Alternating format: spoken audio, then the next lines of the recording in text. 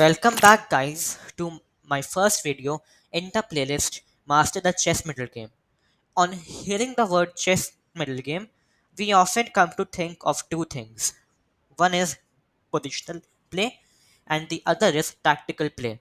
In this video, we will be learning more about positional play because it is the area in which most players lack skills.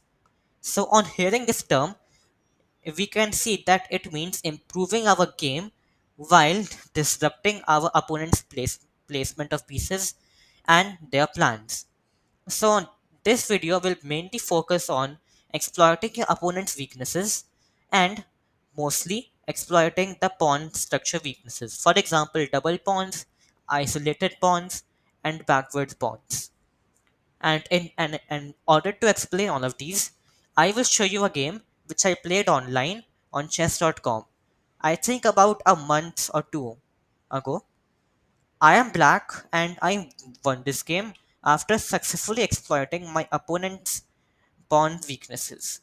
He had a backward pawn and I was able to successfully exploit against it. The game begins with the queen's pawn opening d4. I play knight f6, c4, and I play e6. This is called the Ninja Indian defense. Out here, there is a very famous line which is called the Catalan, which mostly begins after knight f3. Out here, I play b6, and my games usually continue with g3, bishop b7, bishop g2, and d5. Now, Black's plan is to capture the pawn on c4 and successfully gain this long diagonal for his bishop. So White plays c takes d5, e takes d5, and the game is equal because I cannot open the diagonal for the bishop, and both White's bishop and my bishop are blocked. Let's continue on the game. He played knight c3. In this line, Black's usual way of attacking White is to give the bishop pair in exchange for some weak pawns. What I mean is that White will have some weak pawns, and but in compensation he will have the bishop pair. So for a short amount of time, we get some chances to attack the weakness of White, which are of course some pawns, and if we are able to exploit them, then the game is in our favor. The main line continues with bishop b4, and he plays bishop g5, which is the sideline. Also, you should note that this knight, the queen, the bishop, and these two pawns aid in attacking white. Because white's main weaknesses usually occur on d4, c4, and b2. What I mean is that this pawn comes out here most frequently, and these three squares are our main targets.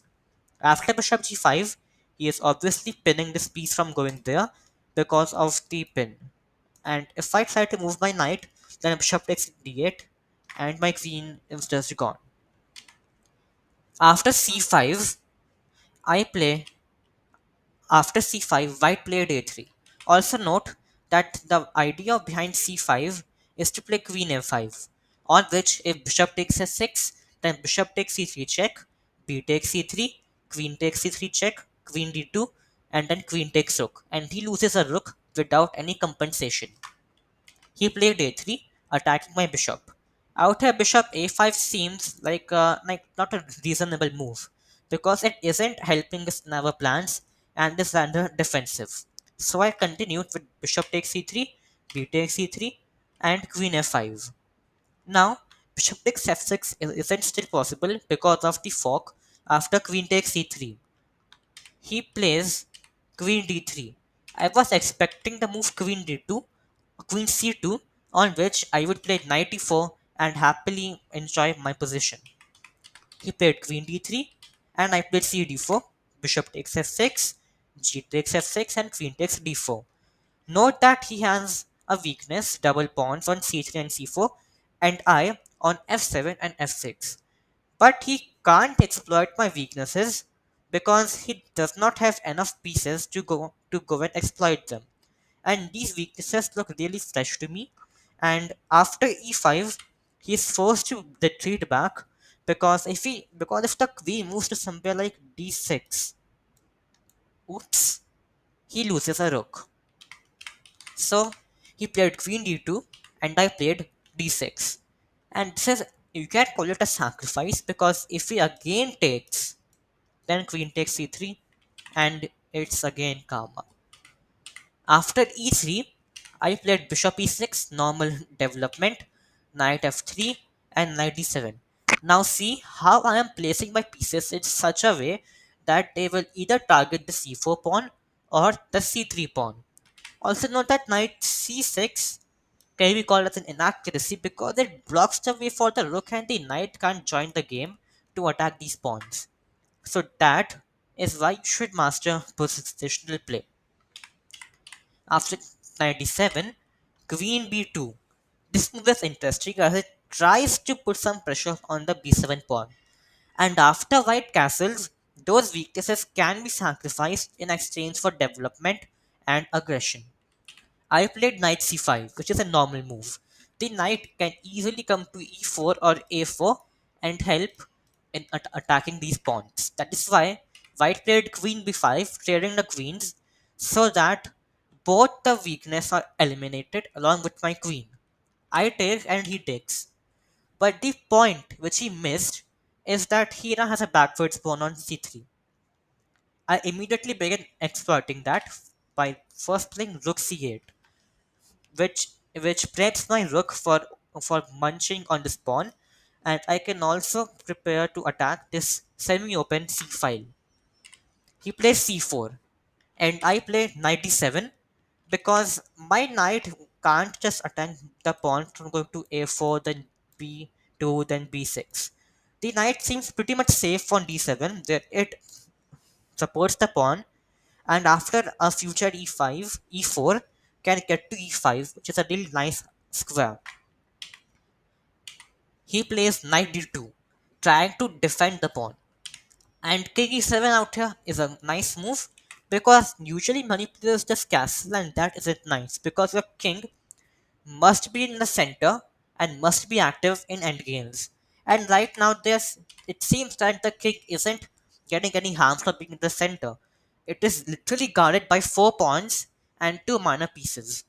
And the idea of king e7 is to get my rook, which is on h8, along with my rook on c8, into this single c file and form a battery. What I mean is that this rook might go on c5 or c7, and this rook on c8. And with the battery, we can exploit the weakness on c4. White plays bishop e2, and I play rook c7. Castles? That seems to be a mistake, although I think he had no other choice. F3 is a nice move, trying to play the king as close as possible towards the center while while bringing its rook to the c file. After castles, I played knight b6, still putting some pressure on the c4 pawn. He plays rook f c1, defending it, and I played rook h c8. Now also notice that for most of the game, White has only been dealing with threats. So you should be the one who should constantly operate and try to give threats to your opponent so that he can't continue with his plans and you are easily able to exploit his weaknesses and win the game. He plays rook to c2. Rook c3 out is also good, but I think he feared knight a4, after which he eventually has to go to c2, and then I think it might have been a repetition, and the position should have been a bit equal. I played bishop takes c4, grabbing the free pawn. Now, another thing you should notice is that he had played rook to c4 because he had believed that after knight takes c4, and rook's ac1, I am losing my piece. That is why I played d5. He played e4, trying to regain this pawn, and I found out a really nice move. King d6. Not only does it support these two rooks, this rook, it also supports this pawn, and if he plays e d5, I can safely take that pawn on a3, and he has a severe weaknesses on this file. And I can also trade the rooks happily because a knight in this kind of scenarios is better than a bishop which is hindered by its own pawns, which we can see. This bishop is a light square bishop, and these pawns are a light square. And also, I can gain some passed pawns after playing a eventual a6. He played rook takes c7, which is the only move. Rook takes c7 and rook a1. I played knight c2, rook a7, and I played knight d4. Out here, I could have tried out with rook to c2, with rook to c3, but I didn't because I felt that giving up a pawn out here is okay. Because if he takes, then after knight d4, I am still easily having these two pawns as my breakfast. After rook a2, which is obviously a blunder, I think he only had one option or a few. Seeing out here the bishop goes to f1, that is the only option on which rook c1 isn't good, king takes d5 is best. And now we can easily gobble up the remaining pawns and win the game. And rook a2 is bad because after knight takes c2, he gave up the game. But the rook takes c2 is a blunder because rook c1 check, rook e1, and rook takes c1 is checkmate. So that's it for this video, everyone. In the next video, I will bring out with some more games and will also show you how to get better in this type of play.